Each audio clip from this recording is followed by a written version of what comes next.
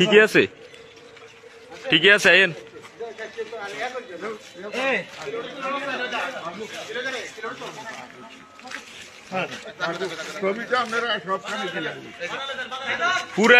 পুরা গ্রামের মানুষের কাছে মাপ চাইতে নেবেন নি আপনি, একজন একজন।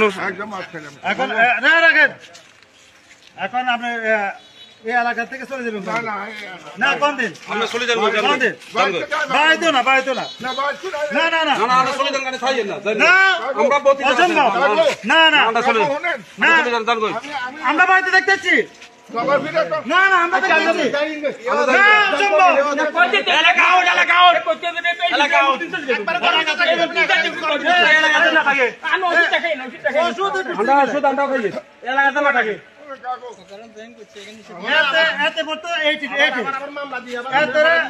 মামলা তো ঢুকেছে, এটা বলা হয় না না না না। আপনি এই যে গত 10 বছর যেখানে ছিলেন, 8 বছর ওখানে দেখবেন আওয়ামী লীগের আমলে তো আপনি ছিলেন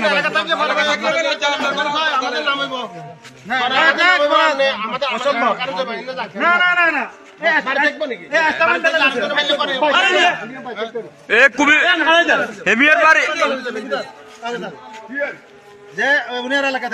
কুমিল্লার বাইরে এলাকা না, কুমিল্লার বাইরে, পুরো কুমিল্লার বাইরে।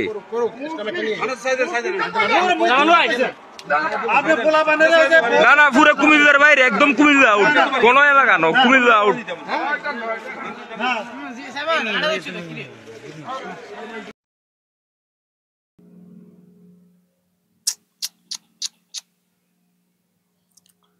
দর্শক, এই ভিডিও ভাইরাল হয়েছে, দেখতেই পাচ্ছেন।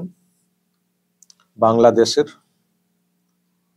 যাকে দেখতে পাচ্ছেন বয়স্ক মানুষ, প্রায় 80 বছর বয়স, যেটা জানতে পারছি। নাম হচ্ছে আব্দুল হাই কানু। আব্দুল হাই কানু, তাকে জুতোর মালা পরিয়ে পাড়াতে এইরকম করা হয়েছে, এলাকা ছাড়তে বলা হয়েছে এবং ক্ষমা চাইতে হবে, ক্ষমা চাইতে হবে, সেসব কথা শুনতে পাওয়া গেছে। এবং সব থেকে যেটা বড় ব্যাপার দর্শক, যে পরিচয় আমরা জানতে পারছি, এই আব্দুল হাই কানু নাকি বাংলাদেশের একজন স্বীকৃত মুক্তিযোদ্ধা। মুক্তিযোদ্ধা, তাকে এইরকম করা হয়েছে। যেখানে ঘটনা হয়েছে সেই এলাকার যে নাম আমি জানতে পারছি,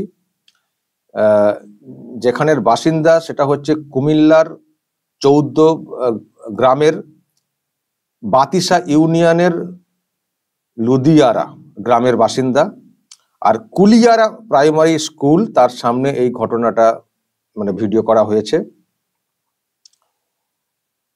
ইনি নাকি মানে আওয়ামী লীগ করতেন, কৃষক লীগের কেন্দ্রীয় কমিটির নেতা ছিলেন। আর যারা এই কাণ্ড ঘটিয়েছেন, এই জুতোর মালা ইত্যাদি, তারা নাকি সব জামাত শিবিরের লোক। জামাত শিবিরের লোক, এই হচ্ছে টোটাল ইনফো, তথ্য।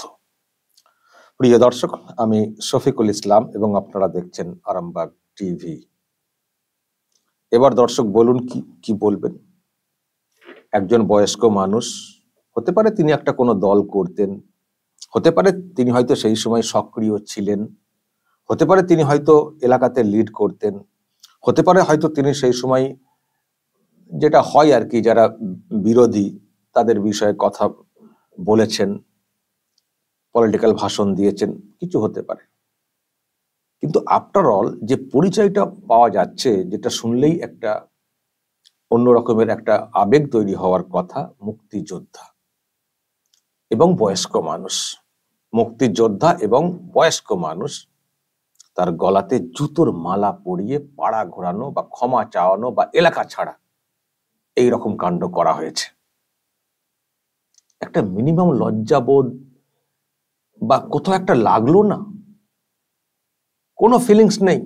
এইরকম একজন বয়স্ক মানুষ, 78, 80 এরকম বলা হচ্ছে বয়স্ক মানুষ, তাকে এইরকম ভাবে হেনস্থা করা। এবং যেটা খবর দর্শক, এই ঘটনার পরে উনি অসুস্থ হয়ে পড়েন, ওনাকে আবার হাসপাতালে ভর্তি করা হয়।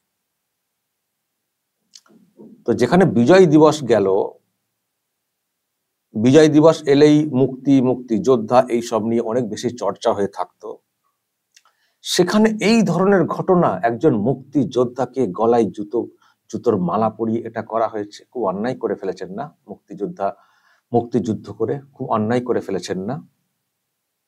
হ্যাঁ, হয়তো অন্যায় করেছেন অন্তত জামাতের চোখে, যা বুঝতে পারছি। জামাত শিবিরের লোকজন মানে জামাতের চোখে অন্যায় করে ফেলেছেন। জামাতের হয়তো এই লোকজনেরা তারা চাইতেন না যে বাংলাদেশ তৈরি হোক, হয়তো চেয়েছিলেন পাকিস্তানের সঙ্গে থেকে যায়। ফলে সেখানে যখন যুদ্ধ করে দেশকে বিচ্ছিন্ন করেছেন, তার আবার কি কদর আছে? মুক্তিযোদ্ধা হতে পারে তার কাছে বা অন্যদের কাছে, আমাদের কাছে কি? আমরা তো মুক্তিই চাইনি, আমরা তো পাকিস্তানের সঙ্গে থাকতে চেয়েছি।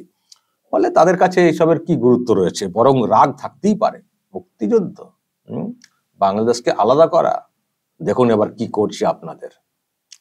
এই তো দেখুন না, এই তো সেই পাকিস্তানের মানে প্রধানমন্ত্রী যিনি আছেন তাকে আমরা কোলে টেনে নিচ্ছি, মোহাম্মদ আলী জিন্নার জন্মদিন পালন করছি, কত কি করছি। আবার এখানে বেরোনো, যান এলাকা ছাড়া হয়ে যান, এই টাইপের একটা সবক দেওয়া, একটা করা, যেটা পরিষ্কার বুঝতে পারছি। কিন্তু দর্শক, এটুকু তো মানতে হবে, ইতিহাসটাকে তো মানতে হবে, মুক্তিযুদ্ধ হয়েছিল সেটাকে তো মানতে হবে, মুক্তিযুদ্ধ যারা করেছিলেন তারা মুক্তিযোদ্ধা সেটা তো মানতে হবে, তাদের স্বীকৃতি দেওয়া হয়েছে তো অনেক ক্ষেত্রে। তো সেই রকম মানুষের গলাতে জুতোর মালা পরাচ্ছি যাদের জন্য দেশটা তৈরি হয়েছে, স্বাধীন হয়েছে।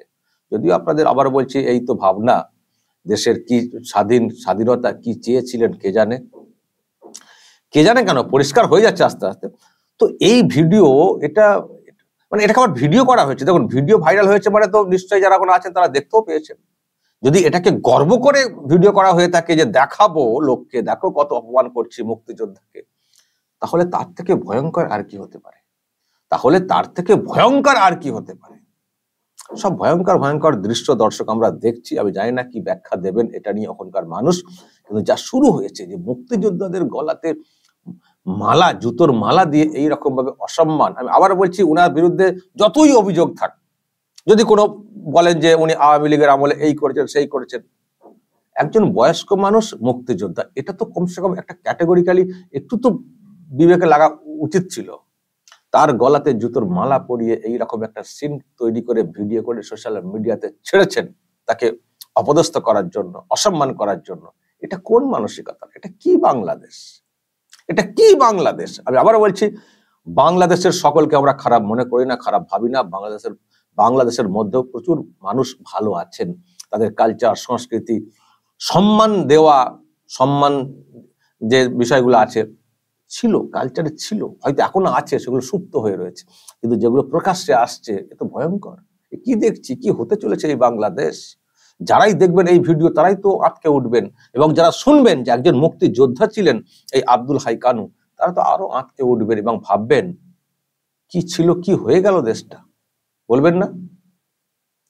আর আমরা ভারতীয় হিসেবে যেটা বলতে চাই, যে যদি এইরকম দেখি ওখানে দেশের যারা মুক্তিযোদ্ধা, তাদের প্রতি মিনিমাম ন্যূনতম সম্মান যারা দেন না, দিতে পারেন না, আবার ভারত যেখানে দেশটাকে স্বাধীন করতে সহযোগিতা করেছে, সেখানে আমাদের উপরে তো আক্রোশ তো হবেই, এবং সেটা আমরা দেখতেও পাচ্ছি, আক্রোশ হচ্ছে।